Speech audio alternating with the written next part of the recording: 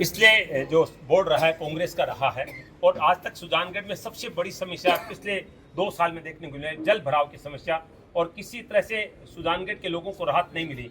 तो क्या लगता है आपको ये माइनस पॉइंट नहीं हो सकता आपके लिए? नहीं, बिल्कुल। पिछले 5 साल में हमने सबसे ज्यादा सड़कों का जाल इस शहर में नहीं, जल भराव की बात कर रहा हूँ मैं। उसी क्रम में बता रहा हूँ मैं। सुजानगढ़ नगर परिषद के लिए चुनाव होने वाले हैं 9 तारीख को और सुजानगढ़ में चुनावी सरगर्मियां चरम पर नजर आ रही है। आज जो दृश्य हमने यहाँ पर विधायक मनोज मेघवाल जो कि जिलाध्यक्ष भी है कांग्रेस के, उनके निवास स्थान पर देखा है। नूर नगर के सैकड़ों लोग यहाँ पर पहुंचे हैं और अपना एक प्रत्याशी उन्होंने तय किया है कि इसी को टिकट मिलनी चाहिए। मैंने एक पोस्ट डाली थी, आपको याद होना चाहिए कि हर वार्ड में अपना खुद का प्रत्याशी होना चाहिए। पार्टी का न्यूज में समझता हूँ कि वार्ड में ऐसा ही होना चाहिए। इन लोगों ने यहाँ पर एक प्रेरणा प्रस्तुत की है क्योंकि जो व्यक्ति वार्ड के लिए समर्पित होता है उसी को टिकट मिलना चाहिए। अब ये मामला क्या मैं नहीं चाहूंगा, लेकिन पूरी ताकत के साथ उन्होंने जिलाध्यक्ष कांग्रेस मनोज मेघवाल जो विधायक जी है उनके सामने रखी है। विधायक जी क्या कहना चाहेंगे? जिस तरह से आज एक ही वार्ड के इतने लोग आए, ये नजारा बड़ा अद्भुत देखने को मिल रहा है। देखिए, ये निकाय चुनाव हो चाहे पंचायत चुनाव जी, इन चुनाव में हर कार्यकर्ता की इच्छा रहती है कि हम ये चुनाव लड़ें। तो सबकी इच्छा है कार्यकर्ताओं की चुनाव लड़ें और उस हिसाब से अपनी अपनी दावेदारी कर रहे हैं। और ये तो निवर्तमान पार्षद भी जी, तो इनकी दावेदारी बनती है और उसी क्रम में इन्होंने भी अपनी बात रखी और अपनी दावेदारी की। बिल्कुल इनकी जो भावना है, भावना जब पार्टी के हमारे पर्यवेक्षक आएंगे, ऑब्जर्वर आएंगे और जो उस समय उनसे जो विचार विमर्श होगा, सबकी भावनाएं उन तक पहुंचाएंगे। इनकी नहीं, पूरे 60 वार्डों की जो भावनाएं हैं, जिन जिन लोगों की आ रही हैं, जिन जिन लोगों के आवेदन आ रहे हैं, जो अपनी डिमांड रख रहे हैं या जो लोग अपनी दावेदारी रख रहे हैं, सबकी जो बातें बिल्कुल हमारे जो ऑब्जर्वर आ रहे हैं 1-2 दिनों में उनके सामने हम रखेंगे और हमारे सारे वरिष्ठ नेता बैठ के गहन विचार विमर्श करके और उसमें अच्छा निर्णय करेंगे और एक अच्छा रिजल्ट आने वाले जो 14 सितंबर है उस दिन निकलेगा। एक चीज और देखने को मिलती है, मैं हम देखता हूँ कांग्रेस के बहुत सारे जो पुराने पार्षद भी हैं और कुछ युवा हैं, वो हमने सुना है कि वो निर्दलीय चुनाव लड़ना चाहते हैं। ये कोई पार्टी की रणनीति है या वो असंतुष्ट है?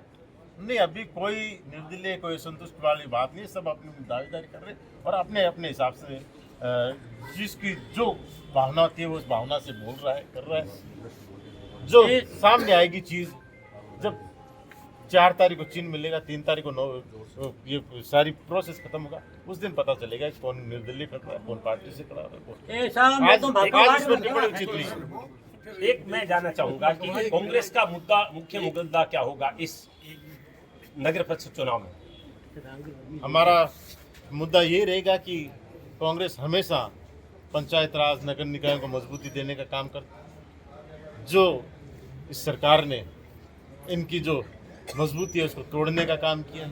दूसरा, जो कुछ मुद्दे शहर में हैं, आने वाले समय में जिस तरह से इन्होंने उनको रोकने का काम किया पिछले 2-2.5 साल में, सिर्फ एक आदेश निकाल के उसके आड़ में, अब जब भी सरकार हमारी बनेगी और एक बार बोर्ड फिर बनेगा, इस बोर्ड में, क्योंकि ये बोर्ड इस साल 2 साल इस सरकार में रहेगा, 3 साल आने वाली सरकार में रहेगा, जो बची हुई समस्याएं हैं इस शहर की, उनको सुलझाने का काम रहेगा।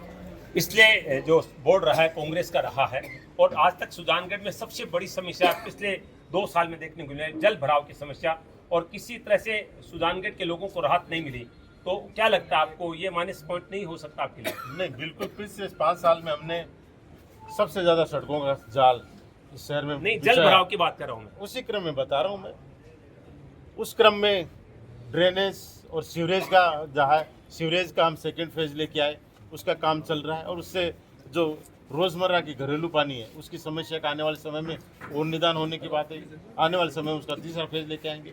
ड्रेनेज हमने 2022 में उसके स्वीकृत कराई, 2023 में उसके टेंडर हो गए और उसके बाद में उसका काम शुरू होना चाहिए।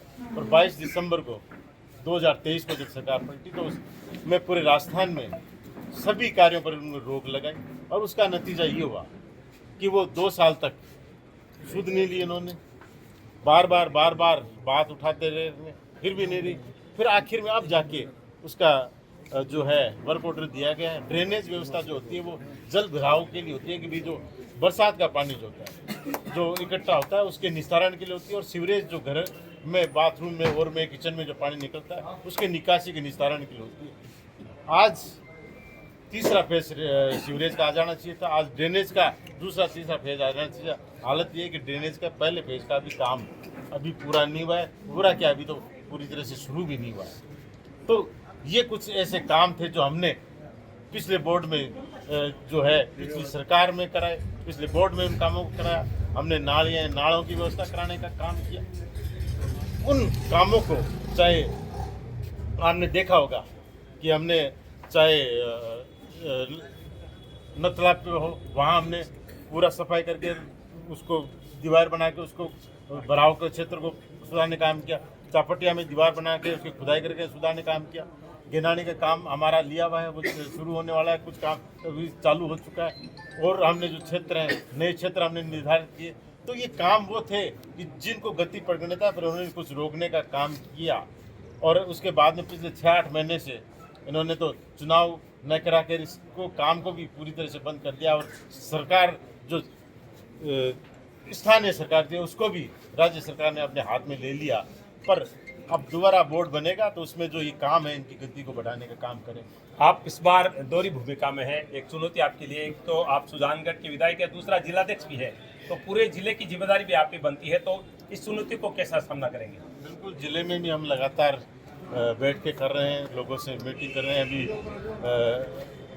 परसों बड़ी बैठक जयपुर में हुई थी जिसमें पूरी जो हमारे सारे यहाँ के प्रदेश के नेता इकट्ठे थे और केंद्र से हमारे केंद्रीय नेतृत्व से भी हमारे सारे जो प्रभारी हैं वो आए थे और उसमें पूरी चर्चा हुई। उससे पहले 5-6 दिन पहले हर जिले की बैठ के हमने उसमें चूरू जिले सहित जो हमारे सारे जिले उन हर जिले की 40 जिलों की अलग अलग 2 दिन लगातार, क्योंकि अलग अलग जिलों वाइज बैठक हुई थी, उसमें अलग लगातार 2 दिन तक बैठ गए। उसमें हमारे जो 17 तारीख को हमारे जिले चूरू जिले की पूरे जिले के हम नेता बैठे थे वहाँ जयपुर में। उसमें सारे सीनियर नेता थे, सारे हम जिले के नेता थे और बैठ के पूरा हमने उसमें चर्चा किया, पूरा विचार विमर्श किया और सर्वसम्मति से निर्णय किया कि हम मिलजुल कर चूरू जिले में सारे बोर्ड बनाएंगे। बहुत बहुत धन्यवाद बातचीत के लिए।